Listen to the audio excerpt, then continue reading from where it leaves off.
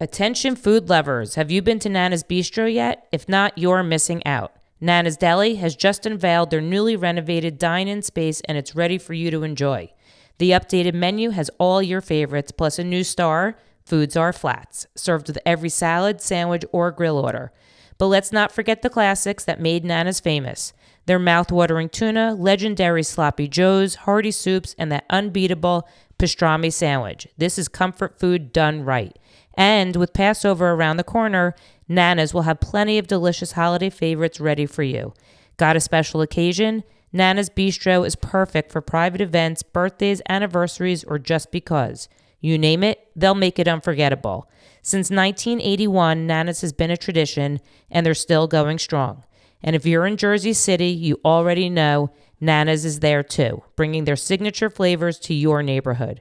So what are you waiting for? Stop by Nana's, enjoy your favorites, and don't forget those Foods Are Flats. Nana's Deli, serving tradition, flavor, and love since 1981. Mention Foods Are podcast to receive 10% off your next order. Go to nanasdeli.com for more information. Hey there, listeners. Here's a quick question. When was the last time you took a good look at your insurance policies? If you're unsure, don't worry. Beth Sultan at Strategic Insurance Agency has you covered. Strategic Insurance, right here in Livingston, has been helping people protect what matters most for over 25 years. Beth Sultan, a licensed property and casualty insurance broker, is ready to make sure your home, auto, or business is fully covered at the best price possible. The best part? Beth offers a free, no-pressure review of your current policies. All it takes is a quick chat and a couple of documents to ensure you've got the best coverage for your needs. So don't put it off. Call Beth Sultan today at 917-488-2523 or email her at bsultan@siapc.com. Let her and the team at Strategic Insurance put their 25 years of expertise to work for you. Strategic Insurance Agency, trusted in the community for over 2 decades.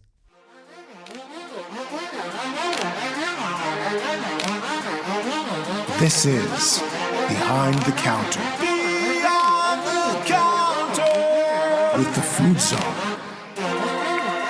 Here's Heidi. Welcome back to another episode of Behind the Counter with the Food Czar, which is me, Heidi Blum. And today I'm like super pumped for this interview because I am sitting with, I'm saying a celebrity chef. He may not say that, but also a Livingston High School alumni. So, you know, that's pretty cool. I'm sitting with Cliff Crooks. Welcome, Cliff. Thank you, Heidi. He's never done a podcast before, so he has no idea what he's in for. But we're sitting at one of Cliff's restaurants in Hoboken, City Bistro. And I'm super excited. I haven't been to Hoboken in a long time, so I'm really happy to be here, which, by the way, is not very far from Livingston. Not at all. Not at all. But I'm really happy to be sitting with you. And I'm going to tell you why, because when we're like laughing, right? I'm going to tell you why, because when we spoke on the phone to set up the interview, it was like we've known each other for a long time. That's the way I felt. It's your warming nature that instantly did it. Oh, well, thank you. Instantly. And I'm going to say the same about you. Well, I appreciate that. Thank you.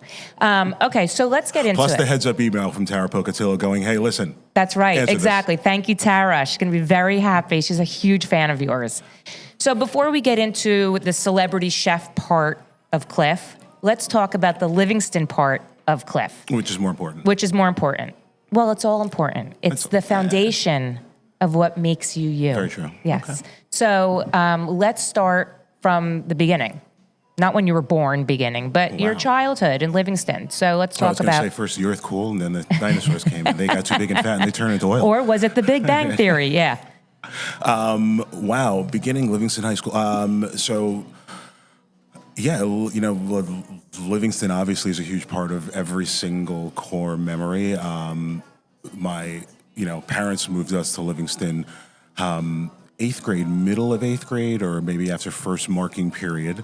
You were Heritage, right? Heritage, yes, exactly. Heritage. And that's Heritage when the Middle schools School. were not, that's when the middle schools were not combined. Yes. Okay. Yes. So you were a Heritage Eagle. I was a Heritage Eagle for a good majority of 8th grade. And, as with any, the angst that comes along with, starting at a new school for any kid, it was actually pretty seamless. Everyone was super, welcoming. I was the only nervous one. Right, of course. And starting, not starting at the beginning of the year where, you're attempting to make friends and so on and so forth. Just kind of, dropped in. It was like, hey, I'm the new kid and I'm going to really attempt to fit in, as much as possible. Did you play a sport? At that time, no, I did not. Okay. I did not. I didn't start playing sports in Livingston until I got into high school. Okay. Yeah. So you go through middle school, you fit in, you're great, and then high school. Tell me about your high school experience. High school was as awkward as high school is. It's as awkward as, some of us remember. And, there were people who were cool or thought they were cool and people who weren't as cool who later in life become cool. It's the way it always is. Some people peak in high school and then they don't. Oh, yeah. I think I peaked in like third grade. Did you work in high school? Were you, was cooking in your vocabulary? Was it in your...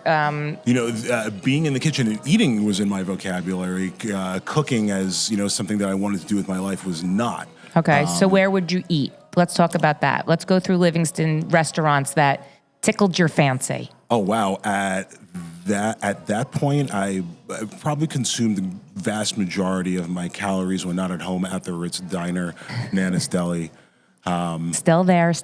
Those were actually the two haunts. Yes. At that point in time. Amazing. Yes. Isn't that awesome? Nana's Deli, still there. The tuna, still there. Still the best tuna salad ever. Yep. Ever. Yep. They're in Jersey City now, too. No, I didn't. Yeah. That's a little plug for Nana's Deli. Oh, really? Yeah. And closer. Yeah. To me right now. Yes. And they have their tuna there. And Food Czar Flats, by the way, it's a wrap that they fry with seasoning. So it's like a cracker. And they name them Food Czar Flats because they're really good with the tuna. Like you plug for your own product. Exactly. There you go. And Nana's. Okay. So you didn't work in the restaurant business or anything in high school. You just were. Well, so I didn't start working in restaurants until I want to say junior year in high school. And there was a Panevino on Route 10. Still there. And I started there as a host. And, just, like sitting, greeting people and, I could be hammy and, I really enjoyed that I could entertain people. Yep. And, as, time went on, I was like, oh, what other things, am I allowed to do in this building? And, I was a busboy there.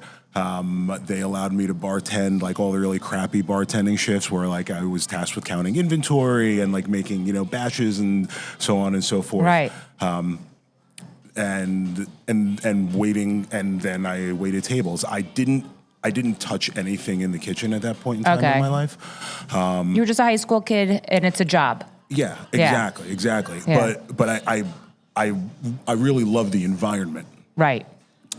And somehow, no, that's still not what I wanted to do with my life at that point in time. I wanted to get into PT, and that's where. Oh, really? Yeah, and so that's where collegiately I was going. And so where'd you go? So you graduate from Livingston High School, and where do you go? Graduated from Livingston High School. Went to UMass Amherst for a brief bit. Okay. It just didn't work for me at the time. Were you majoring in like kinesiology or like in exercise science? Yeah. Okay.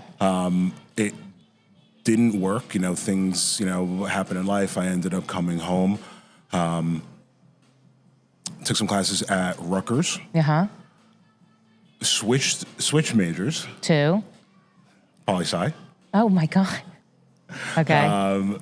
Did that for about 2 years, and still I was like, yeah, no. And all the while I was still working in restaurants.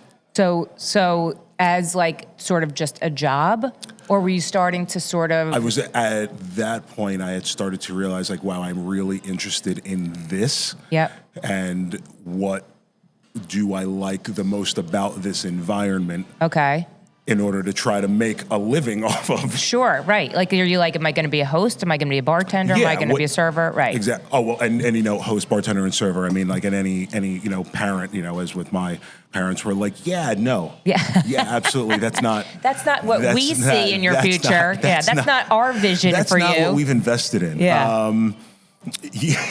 Exactly. Well, you know what? I'm really laughing because at the time while I was working at Panevino, there was it was so weird. I remember his name. His name was Cyrus Mojave, and my father worked for American Express at the time, and Cyrus worked for Prudential Securities, and they connected somehow.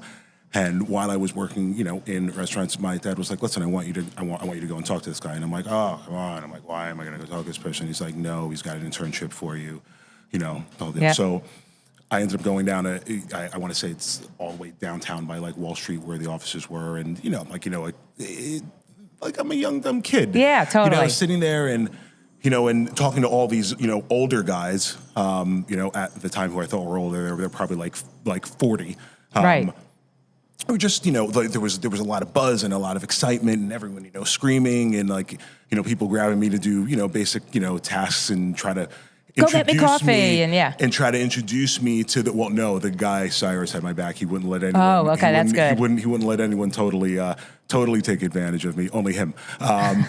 But it was one of those things, and you know, all these guys were just making like, you know, it was a very serious office at the exact same time, and I'm sitting down with one of the guys, and I forget, and he's like, you know, like, he's like, what do you want to do with your life? And I'm like, I'm still trying to figure it out, you know, right. like my father made me come here, you know, try I'm to, not sure if this is it, not to be rude. Yeah. Yeah, exactly. I'm really not sure it's it. And he's like, listen, he's like, you know, he's like, look, he's like, I make a lot of money. He's like, I lead a great life. He's like, I'm also really miserable. And it was one of those, it was a brutally honest conversation about the reality of a situation. Yep. And that's such a good, first of all, that's such a nice thing in retrospect that he was 100%. honest with you, because it makes you say, he's not happy, making a lot of money, he's not happy. I don't want that for myself. And I didn't. Good. I went back and I got into restaurants. Yeah. Because I'm a glutton for punishment. No, well, you're also good at what you do. So, okay, so the Rutgers and UMass, not your thing. Poli-sci, PT, not happening. Anything with a P career-wise was not working out for you. Was not working out for me at the time. And then I started leaving. I ended up getting a job in Caldwell. Okay. At a restaurant that's no longer there. It's called Marado Blu.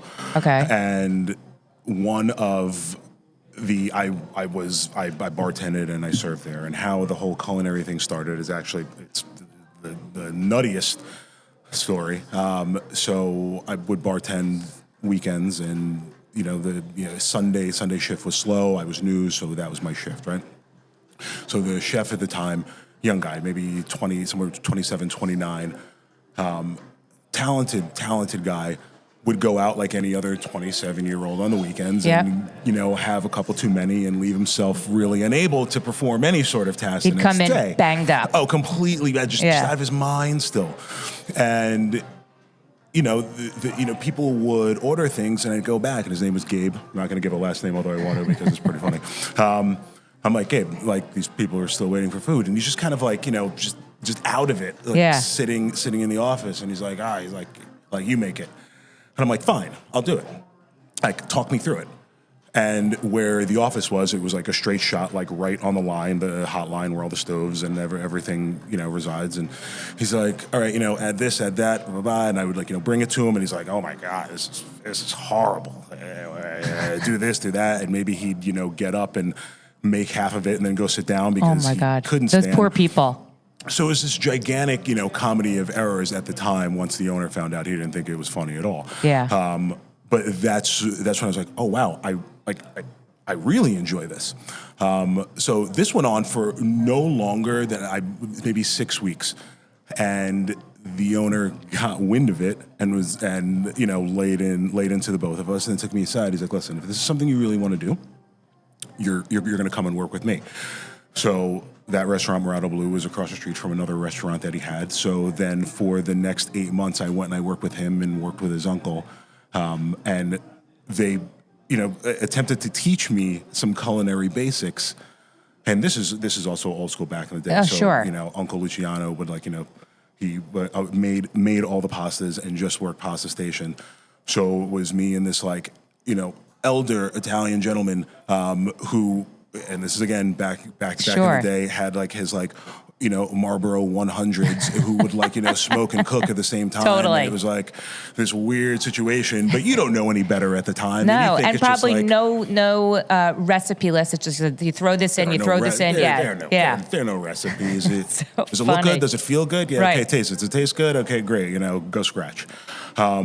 So that's how the whole thing started. And then at Marado Blu, there was a gentleman named Barry D'Onofrio, who at the time was the executive banquet chef at Windows of the World. Oh, wow. And then through 6 degrees of separation,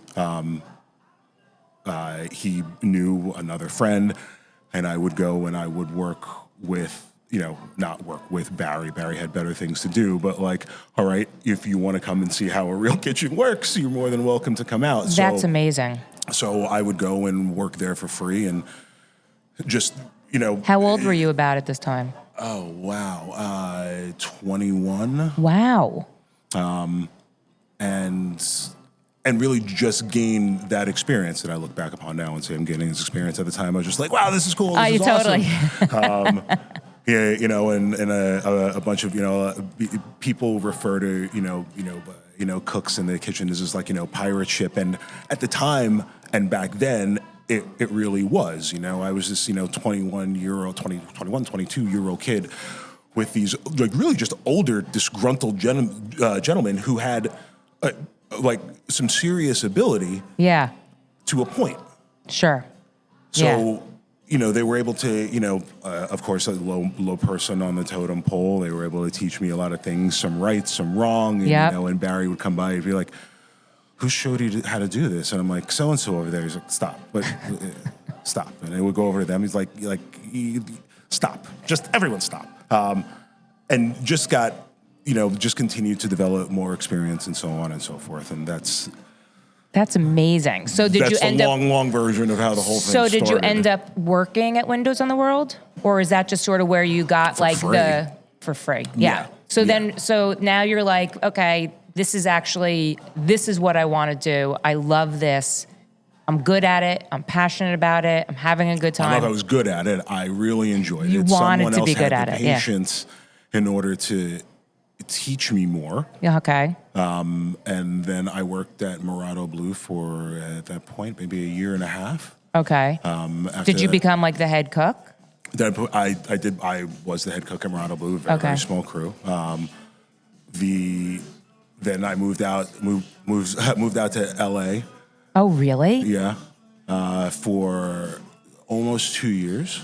To for a job, or you're like, I want to move to LA? No, at the time I moved out, it was the Goodwill Hunting. I moved out there to go see about a girl. Oh my God. And then came back. I'm sure that was in your parents' plan for you too. That was I've done so many things to skew my parents' plans. Yeah, of course. And then came. So did you work in the restaurant business in LA? I did. Okay. So I moved out to LA. I took a month off, and I got a sous chef position at the Parkway Grill in Pasadena. And why I ended up choosing that place was they had this gigantic garden, maybe 50 square yards of flowers and produce right on the property. And I was like, it completely blew my mind. And it was my first time experiencing something like that. And I was like, this place is dope. Yeah. This is amazing. And I completely BS my way into a sous chef position. Yeah. And it was just based on cooking ability, which, knock on wood, in retrospect, I had enough at the time. Sure. And then was able to work on my managerial ability with, it's, a bunch of people I don't know in an area I'm unfamiliar with in a state that I just got to. So let's really try this out. And I did it for the entirety of the time that I was out in That's California. Amazing. So you stayed at that one place? I did. And then you're like, maybe you and the girl did not work out, and you're like, I'm I gonna. was like, this is just not working at all. Yeah. And Moving back to the East Coast. And came home. Told a bunch of friends, hey, listen, I'm coming back home. And in Caldwell, one of the guys, and all of, like, my, like, friend group at the time was, like, 15, 20 years older. Yeah. And I'm like, hey, I'm coming back home. And one guy, Joseph here, was like, well, like, you had a house. He's like, you can come and, stay with me as long as you need. Came back, got myself together, and actually came back to Marado Blu. Oh, okay, good. In order to try to, figure some things out. So, and then what launched you in a sense? Okay, so oddly enough, in the restaurant we sit right now, City Bistro. Okay. I wasn't living in Hoboken, but, came to Hoboken to see some friends and have a couple drinks, and I was in the bathroom here. Okay. And a chef that I knew was also in the bathroom, and it was kind of one of those, palling around in the bathroom, like, hey, how you doing, the whole thing. And he looks at me, he goes, wait, what are you doing? And I'm like, well, I'm still in Caldwell right now. He's like, wait, stop. He's like, I'm looking for a sous chef in the city. I'm like, wait, you're working in the city? He goes, yeah, I just took this position in the city. Come and take a look at the place and, see if it's something you're interested in. All right, so 2 days later, I go into the city. The place was called, oh my gosh, hold on 1 second. I'm trying to remember the name. 39th and Madison. Wow. Salute. Okay. So go and take a look. Sprawling, beautiful, beautiful restaurant. And I'm like, yeah, I'm in. And he and I worked together there for maybe the better part of 2 years. Okay. He left. I took over for him. Oh, wow. And that was my first executive chef position in the city. I was like 26. Wow. Young, really hungry, still very stupid. I think that's what gets you through sometimes. And that's right. Yeah. Sometimes the not naivete. knowing not knowing better. But it was just unbelievable, unbelievable. So that probably really taught you everything about, I would say, the restaurant business, right? I mean, you really have to know everything because now you're really doing probably budgeting, inventory, right? Correct. All There's of that. It was a lot less. It's more. Planning the organization. Still, physical cooking and training, but more of the operations side. Right. And you're working in New York City. And the volume of New York City and the different demographic and. That's incredible. It was great. So how long did you stay there? I stayed there for another 2 years. Okay. And you're like on a then 2-year path. Yeah. 2-year path. Did Top Chef while I was still working there. So let's talk about Top Chef. So that, when you were on season 2, right? So season 1, I mean, Top Chef happens, and I think for all, foodie people, or reality TV people, or reality game show people, it was really, right? I think it was like groundbreaking, Top Chef. For me personally, I watched it. No one at the time knew how big of a deal it was. Well, it was really one of the first reality shows on Bravo. Am I right?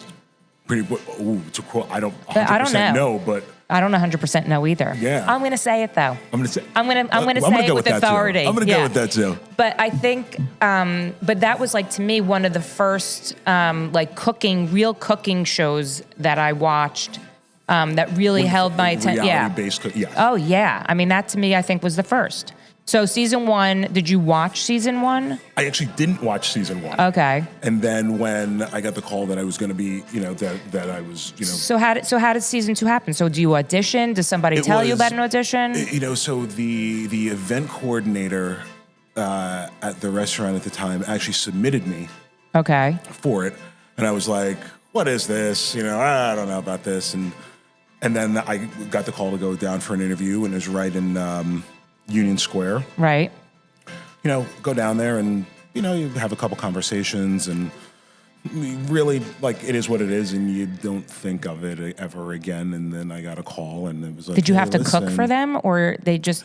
No, it was resume based. Actually, one of the producers had been to the restaurant numerous times. Oh, okay. And I never ran into him, but was like, I'm familiar with the food and so on and so. I'm familiar with the food, so on and so forth, and just now we want to know about you. And I'm like, okay. So we just sat down and just had a conversation, and hopes and dreams and right. and all that. And yeah. And then they say, okay, you're in. Yeah. Love you, dude. So were you like, oh my God, what? Like this is crazy? It didn't hit me until I was like on the plane going out there, and I'm like, where was it? In LA then? Yeah. Yeah. So you had to live out there for the time that you were on the show? Yeah. Did you know any other chefs, contestants that were on it? No. I remember seeing two of them during that interview process. Okay.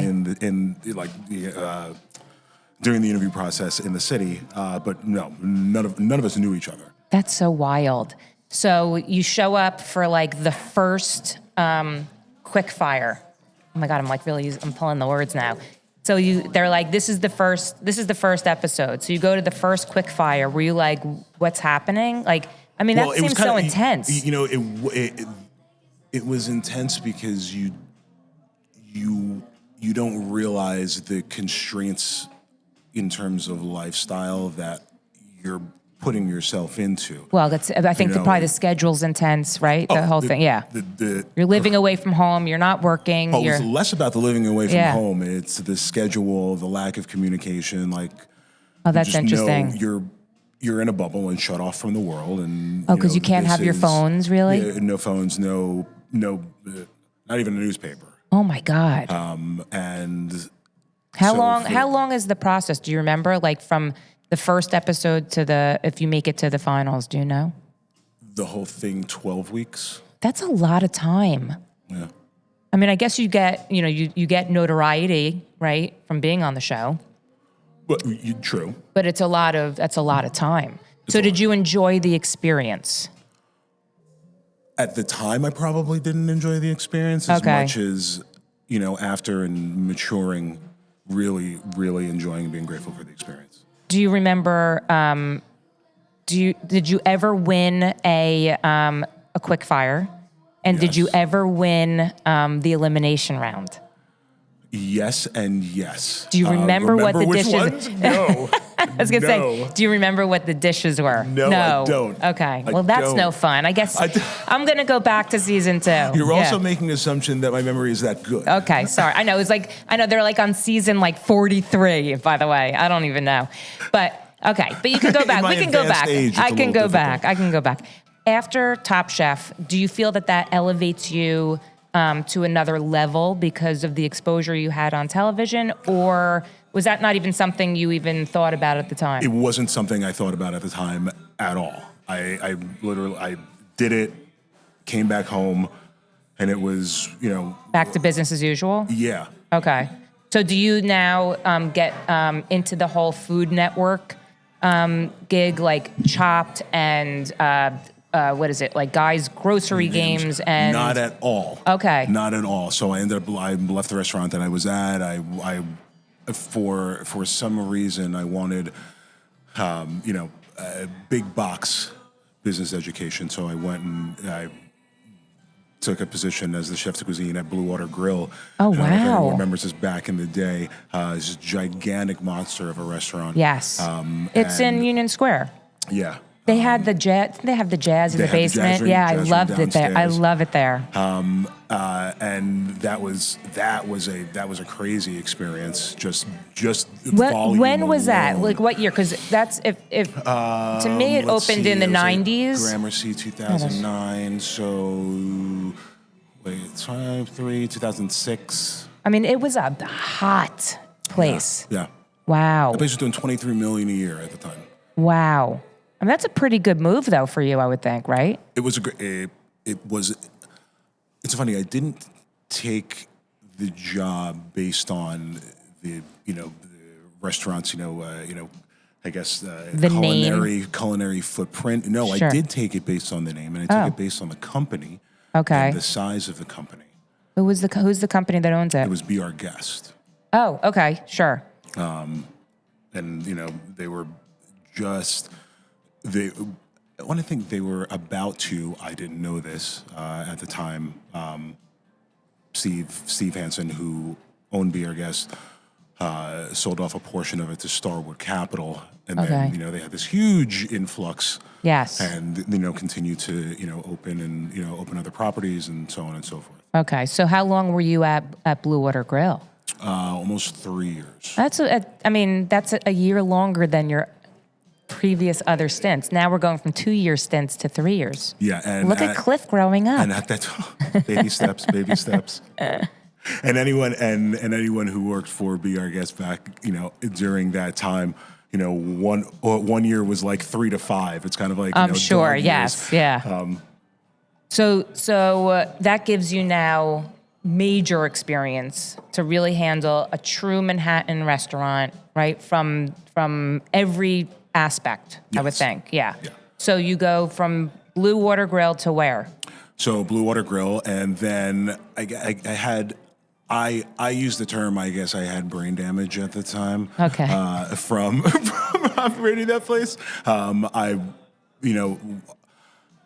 when you say operating, were you the manager of the place? Were you in more of a managerial role than you were in the kitchen? So the hierarchy in the kitchen, there's an executive chef, and if you're a large enough, size establishment, then you'll have a chef de cuisine, which just merely means you're primarily in charge of the food. Okay. And then all of the rest of the managerial tasks that the executive chef is in charge of, and you do that, and the executive chef comes in and it's like, is this done? Is this done? Is this done? Is this done? I Is this gotcha. done? And then it's like, yes, yes, yes, no. Oh, I screwed the pooch on this one. I forgot this. Okay. Okay. Yeah. Okay. So now you have brain damage from that position, and so you say, Oh no, joke around and say I had brain damage. I wanted to culinarily be better okay, than the environment that I was in, and it was a great environment. And I'm not saying that there was anything subpar about the food at all. It was actually really, really good. But I wanted to do fine dining. oh, okay, And during my days off at Blue Water Grill, I would go over and I would work for free at Gramercy Tavern. oh my God, I mean that's fine dining. I do. It's like that's the one like landmark restaurant in the city I've never been to. And after about, I want to say like 5 months of doing it, like straight, the chef at Gramercy, Mike Anthony, was, at the end of the night one night, he's like, can you sit in the office and talk to me? And I'm like, oh, he's going to tell me I can't come here anymore, the whole thing. And I'm like, you're not even paying me. I'm doing this for free. And he sits down and he's like, what are you doing? And I'm like, what? He's like, I know. He's like everyone in the restaurant, like, you run the place like across the street, like, and you come in and you work for free. Like, Yeah. What are you doing? Really, what are you doing? And I was still searching for something, and he's like, look, you want to, he's like, I would love to have you. And I'm like, I would absolutely love to be here. He's like, I'm not bringing you on as a manager. He's like, everybody that, everyone comes up through the system. He's like, so you'd have to come on as a cook. And I'm like, holy crap. I'm like, wow. He's like, you want to think about it? I'm like, yeah. And in my head, I'm like, I'm making X over here, and like, I got to go back to B. Right. I don't know about this. And then for the next couple of weeks, I continued just to do exactly what I was doing, and I go there and work for free. And something happened, just something inside of me one day. I was like, you know what? Screw it. This is where I want to be. I'm going to do it. So, counted all the shekels I had in my accounts, and I'm like, all right, how long can I live off of this and X and Y, and all right, so no going out for drinks, and you start eliminating things, and you figure out how to do it, and it brings you back to Cyrus, by the way. Is that his name? Yes. Who said, I have a lot of money, but I'm not happy. Yeah, see? And so I left and took a job and made $10 an hour and was the happiest. Isn't that amazing? That's the best. I was the happiest I had been in a very long time. That's awesome. So you stay at Gramercy. Gramercy's, if anyone who's listening does not know Gramercy, it's like one of the top restaurants, and it has been ever since it opened in Manhattan. Forever. Yeah. Forever. Yeah. That's incredible. And one of the greatest, is being a cook or even working, being a cook, being a server, being a back waiter in that environment. It is a very, it is about growth, and it was very, very supportive, and it allowed you to experience a lot of different facets within the same building. Okay. Because Gramercy had different, there were programs for everything. Okay. And when you say a program, like a program for wine, a program like that? Yeah, a program for wine. There was a program for all the charcuterie that was made in-house. Right. For all of the pickling and fermentation that was done in-house. Wow. For all the whole animal butchery. The cheeses, name it. So you would really have to learn every program? You had the choice of learning every interesting. program if you wanted to. So what did you decide? Oh, I wanted as much as possible. That's amazing. So did you learn? Did you Cliff learn? I didn't get. Yeah. I got to stick my hands on a lot of different facets of the operation, and it was just beautiful. So do you think working at Gramercy was really sort of cemented your foundation as a chef? Made you well-rounded? I think the totality of my experiences has helped cement my foundation. Sure. Gramercy, refined the culinary, my culinary viewpoint. Okay. At that time. Yeah. And remember coming when you're a cook and you want to grow and become a chef and become more than just a cook. Yeah. There are a lot of things that you're gonna learn, and every young cook tends to rinse and repeat just what they've learned. And then at a certain point, if you want it, you start finding your own path. Yes. And your trademark, so to speak, right? So Gramercy allowed me to find my own path from, what I had been doing prior, which was,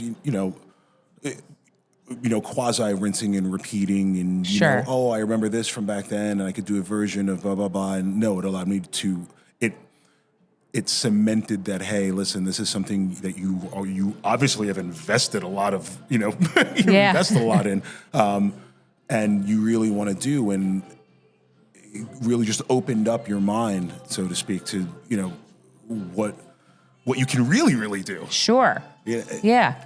You're allowed to put it's now Cliff stamp is on the cooking. Yes. Right? I mean, that's basically what you're saying in a sense, right? It's not you had been piecing together what you learned along the way, but this allowed you to sort of make it yours. Yes. Okay. That's amazing. Grow your own wings. Yes. Yeah. That's amazing. That must have felt really good for you. Again, at the time, Yeah. I didn't realize it. Yeah. I think that's like anything, right? Yeah. So now how long are we at Gramercy for? Year and a half. Okay. And then one night at Gramercy, someone I know comes in who had always, and like everyone from every other restaurant would come in, like the EMP guys. It's like gals. the late night, wasn't it? Like a late night hang for chefs? Yeah. Yeah. And everyone would sit at the bar. And look at me talking the lingo, by the way. You know the lingo. Oh, you know yeah. it. Yeah. Your industry. Yeah. And one by the name of Pam Friedel comes in, and who I had worked with like back at Be Our Guest, and right. she was with a different group, and she comes over, and I was in Gramercy Tavern. There was the MDR kitchen, and then the tavern room when you first walk in, and I'm at that station, and I see her at the bar, and she was eating. I can't remember who she was with. She comes over and she leaves, and she's like, so how much longer are you going to continue to do this? And I'm like, what's up, Pam? How you doing? She's like, I want you to come and talk to someone. I'm like, I'm just really not interested. She's like, okay. She comes in and she asks again. I'm like, okay, great. Who do you want me to talk to? She's like, I'm working with BLT Group. I'm working with BLT now. She's like, and we're looking for a chef for the flagship BLT steak. And I'm like, I don't know about steakhouses. I'm like, meat on a plate. I'm like, it's not really where my mind is. And she's like, well, why don't you just come in and have a conversation anyway? Okay, all right, fine. So I go and I have this conversation, and I'm like, oh, wait a minute. Okay, possibly, maybe. Maybe it's not just meat on a plate. And then I ended up having a conversation with Mike Anthony, the chef at Gramercy Tavern at the time, and who was just the greatest human being. Isn't it? I mean, it's always nice to run into people like that in the middle of your career. And he's like, and I told him about the opportunity. Right. And he, walked through, pros and cons with me, and even helped me try to negotiate the deal and everything, and took it. And 2 months later, I started with BLT Restaurant Group. That's incredible because I mean, BLT now, I mean, it's huge. Yeah, it was. Well, when BLT Steak, I think, when it opened, it was. That's huge. Yeah, the brand is pretty huge. Yeah. And was it just steak on a plate? And was it? No, it was not just steak on a plate. And I was wrong, very wrong. And I was there for maybe I had almost hit a year. Right. And the chefs I worked with at the time, Laurent was on his way out. Their partnership was dissolving. And Christophe Belanca, I worked with side by side because I started and one sous chef just totally quit. One didn't show up. I had cooks missing. God. I'm like, what did I get myself into? This is a mess. And Christophe worked with me every single day. We worked straight for 6 months. No days off. Yeah, every single day. That's crazy. And we were there. And working that closely with him, Christophe's just an immense talent. He's a culinary technician. Okay. Which was eye-opening. I learned an immense amount from him. And he was one of the corporate chefs at the time. And I started thinking, I'm like, okay, great. I was about to hit a year. I'm like, all right, well, what else is there? And I went to the president's office, all full of, piss and vinegar. Uh-huh. Hey, listen, I'm like, I want to have a conversation. This is not me. I'm not leaving. And go, but I have a question. Right. Okay, you know what? I'm like, I'd like the opportunity to move up. I'm like, I see what's going on, and I want the ability to, train and the whole process and really affect change. Okay. Not just in one building, but in the company as a whole. And he's like okay, oh, right. Let me talk to the owner. And a couple of days later, I get this call. I gotta go. I gotta go see the owner in the office. I'm like, oh, come on, man. What's up? And when I sit down, and he's like, hey, how you doing? I'm like, what's going on? Yeah. And he's like, I heard you wanted to talk to me. I go, no, I didn't. And he calls the president, and he goes, Keith, didn't you want to talk to me? And I'm like, oh, about that? It's like, yeah. I go, well, I'm looking for, I want to know what the opportunities are. Yeah. This is a weird way to do this. I'm like, how? Yeah. You guys are so odd. Yeah. And he's like, yeah, just from a business standpoint, he's like, what you've been able to do from the time you started up until now in a short period of time, we're really happy with. And yeah, absolutely. Just, give us some time. A couple weeks later, it was like, all right, we had at the time 7 locations in the city. And it was, go here and check this out and, give us a report on X, Y, and Z. Sure. So, I started writing. 7 locations. Yeah. Wow, so, I didn't realize that.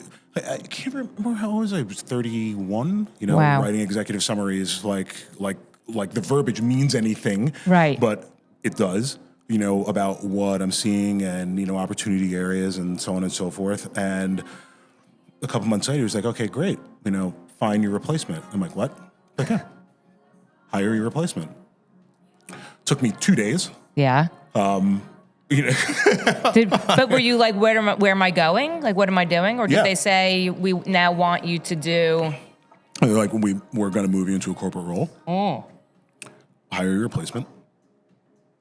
Let us know when you sourced your replacement. Train your replacement. Okay. I'm like, when does it start? They're like, now. Oh my God. I'm like, okay, great. So now you manage, was that what it was? You managed all the...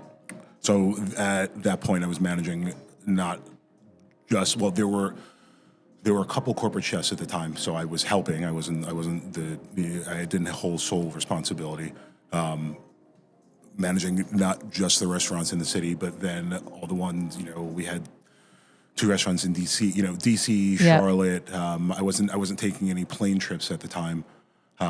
We were in LA. It was Hawaii. Vegas, right? It was in Vegas. We had 2 locations in Vegas. Yeah. And then as I continued to move up the corporate structure. Yeah. During the end of I was there for 15 years. Wow. I became culinary director for the group, and then I was in charge of everything. That's major. With here and internationally, and that's crazy. That was again a really great personal experience. Isn't that amazing that, everything we've talked about, all these 2-year stints, right? 2 years, 3 years, 1.5 years leads you to 15 years. It did.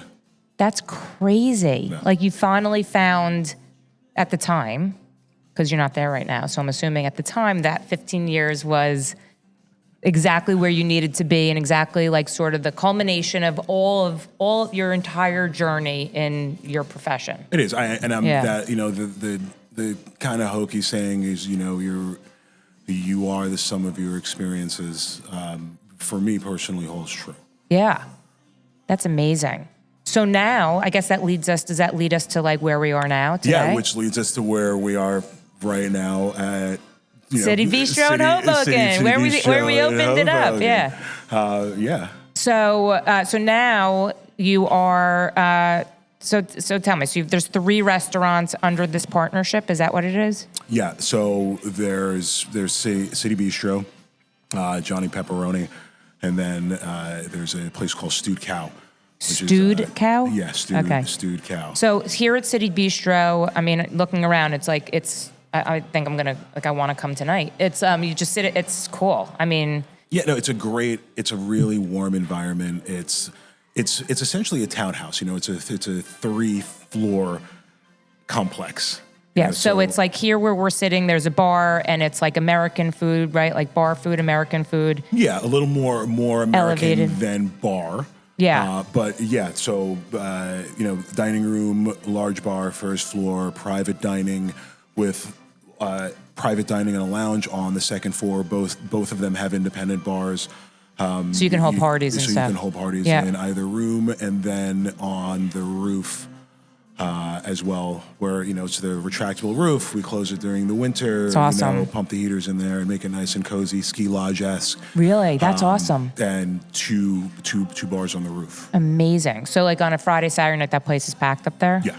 That's so cool. Johnny Pepperoni's, I'm assuming, is Italian. Italian. It's a family. It's a family joint. Okay, cool. Sort of bringing you back to Panevino. Sort of bringing back to Panevino. Actually, in a lot of ways it does. Yeah. A lot of ways it does. The color scheme's a little bit different. I'm sure. But it does. And then Stewed Cow is. Stewed Cow's like it's like taco tequila. Oh, cool. That's not what I thought. Like I thought it was going to be like casual. steak, but okay, yeah. Oh, that's cool. Is there a bar there too? Yes, there is a bar. Is the liquor license different in Hoboken than it is in Livingston we have, I don't even know, like 5 liquor licenses. Here, there's not a situation, doesn't seem like. Well, there is, and if you're looking for a liquor license in Hoboken, they're easy to find, hard to pay for. Yeah, I'm somebody sure. Essentially owns it and is looking for the highest bidder. So, do all 3 of the places have bars? Here at City Bistro we have a liquor license here. We have a liquor license downtown at Stewed Cow. Johnny Pepperoni is BYO. Oh, okay, that's awesome. Yeah. So now, are we very happy with where life is today? We are extremely happy with where life is today.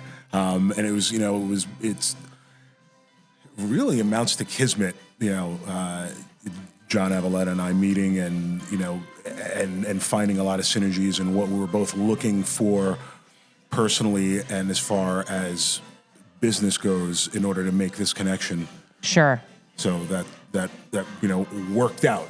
That's amazing. So, how long have you been doing this? Like, you left BLT, was it recently? I feel like it's probably recently. I think we're coming to about 8 months. Oh my God, that's like really recent. Yeah, super recent. So, are you living in New Jersey now?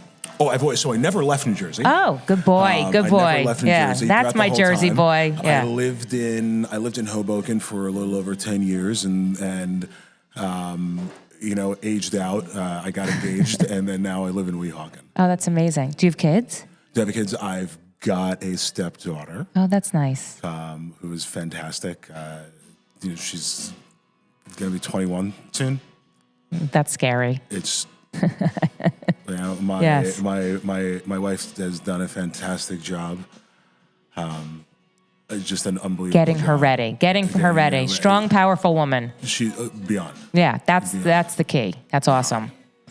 It's just really just crazy bright in every single way possible. That's and awesome. With every other 21-year-old still a little kind of like what's wrong with you? Look at what you were saying in the beginning of the interview when you were 21. Oh, yeah. well, no, you're kidding me. My 21 doesn't hold a candle. They're a lot smarter now than we were, by the way. Yeah. So I had asked you before we had started the interview, but I was asking you about, do you call yourself a celebrity chef? And the only reason I was saying that is, everyone always assumes that when you're on a TV show, then you become a celebrity chef. But I don't think that doesn't seem to be what your path was. No, I don't. I mean, I understand why people use the term celebrity chef. Yeah. And there really are some celebrity chefs. You have been on other shows. But correct. Right? You were on, Worst Cooks in America? Yeah, I hosted. Not as the worst cook. Not as the worst cook. I hosted Worst Cooks with Amberell. I had my own show for 2 years. Oh, really? Chef Boot Camp on Food Network. Oh, that's right. Yeah. And then so you are a celebrity chef, Cliff? No. Okay. So celebrity chefs to me are, even some of the TV chefs, like, Scott Conant, the Amberell, Alice Guarnaschelli. Yeah. Like that realm, those guys are celebrity chefs. Other celebrity chefs to me are, that's what they're doing. Are more culinarily based to me personally, a lot, of the other ones. That's when you use that term. Just because you get your 15 minutes, or 20 minutes, whatever it is, it doesn't make you a celebrity chef. It allows you to expand your personal reach. Yeah. But it doesn't make I'm no celebrity, To me you are. But I appreciate it. I appreciate it, to you and my mom. Exactly. But no, I'm not. I'm not a celebrity no, chef. you're just a experienced chef. A professional chef. I'm a lucky schmuck in a lot of ways. I'm someone who really loves what he does that's it. Listen, I just want to say, it's Livingston should be proud that you were a member of their community, and look at how successful you've become. And I think that's such a great thing. And I think, you've worked hard your entire career and finally found what you're looking for. Yeah.